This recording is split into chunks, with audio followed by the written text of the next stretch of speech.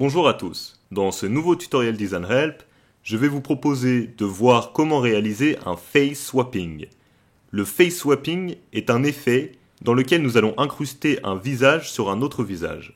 Dans cette vidéo, nous verrons comment le réaliser de manière automatique et dans une seconde vidéo, nous verrons comment le faire manuellement. Vous allez très vite vous rendre compte que ce tutoriel est très simple et qu'il ne présente aucune difficulté. Sans plus attendre, nous nous retrouvons sur Photoshop. On se retrouve sur notre plan de travail.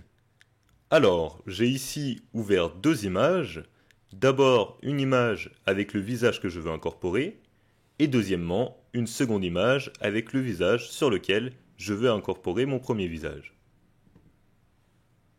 La première étape consiste à détourer les yeux, le nez et la bouche de mon personnage.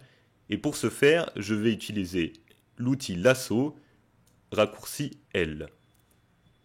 Je vais donc sélectionner de manière approximative ces quatre éléments, comme ceci.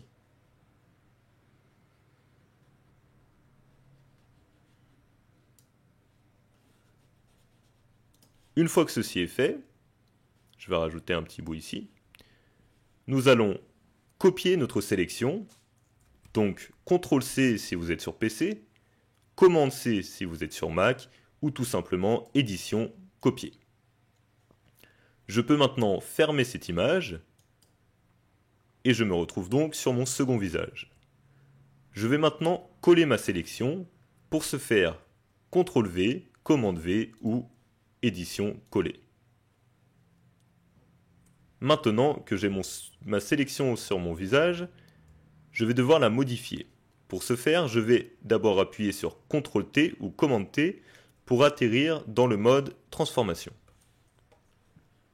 À partir de ce mode, je vais être en mesure de redimensionner mon image et de lui donner une rotation. Pour plus de facilité, je vais baisser l'opacité de mon calque à 50%. Ce qui aura pour effet, comme vous pouvez le voir, de me laisser voir le visage derrière. Je redimensionne donc mon visage et je situe l'œil gauche sur l'œil gauche du dessous. Lorsque je suis satisfait, je vais déplacer la croix du milieu de mon calque sur l'iris. Cela va avoir pour effet de me permettre de faire des rotations autour de l'œil gauche et de modifier la taille de mon calque par rapport à cet œil, si je maintiens Alt. Ainsi, je vais être en mesure de régler la taille de mon calque et de l'adapter par rapport au visage témoin.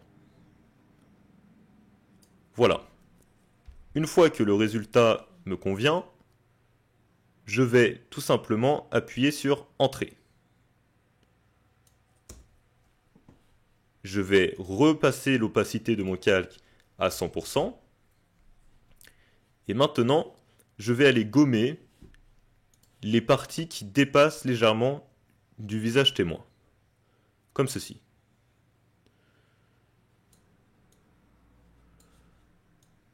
Encore une fois, ça ne doit pas être parfait, ce sera réparé ensuite. Lorsque cette étape a été réalisée, je vais dupliquer mon arrière-plan. Donc clic droit sur mon calque, dupliquer, puis OK. Et je vais récupérer la sélection de mon visage à incruster. Pour ce faire, CTRL ou commande et je clique sur la vignette de mon calque. Je vais maintenant contracter ma sélection. Pour ce faire, sélection, modifier et contracter. Et je vais la contracter de 5 pixels. Maintenant, je vérifie d'avoir bien sélectionné mon arrière-plan copie, donc la copie de mon image témoin, de mon visage témoin, et je vais couper la sélection en appuyant sur CTRL-X sur PC, Commande-X sur Mac ou Édition couper. Là, vous ne voyez pas le résultat puisque j'ai le calque témoin, j'ai le calque du visage à incruster, qui est visible, mais si je le coupe, si je le rends invisible, vous pouvez vous rendre compte effectivement que j'ai bien coupé sur mon visage témoin. Une fois que ceci est fait, je vais dupliquer mon visage à incruster. Donc pour ce faire, comme tout à l'heure, clic droit sur mon calque, dupliquer le calque, OK. Et je vais passer le mode de visibilité à invisible sur ce nouveau calque. Je sélectionne maintenant mon calque de visage à incruster et mon calque de visage témoin découpé. Et je vais aller dans Édition, Alignement, Fusion automatique des calques, pardon. Et je vérifie qu'il soit bien coché Panorama et ton et couleur continue. J'appuie sur OK et là, la magie va opérer. Voilà. J'ai donc incrusté mon visage sur mon visage témoin. Comme vous pouvez vous en rendre compte, j'ai perdu du blanc au niveau des yeux. C'est pour ça que nous avons tout à l'heure copié notre visage incrusté sous un nouveau calque. Ainsi, en ajoutant un mode de fusion, en cliquant sur cette icône en bas à droite, et en utilisant l'outil pinceau avec une broche blanche, et en inversant mon masque de fusion avec CTRL-I, ou commande I, je vais pouvoir venir repasser le blanc de l'œil pour lui redonner sa couleur initiale.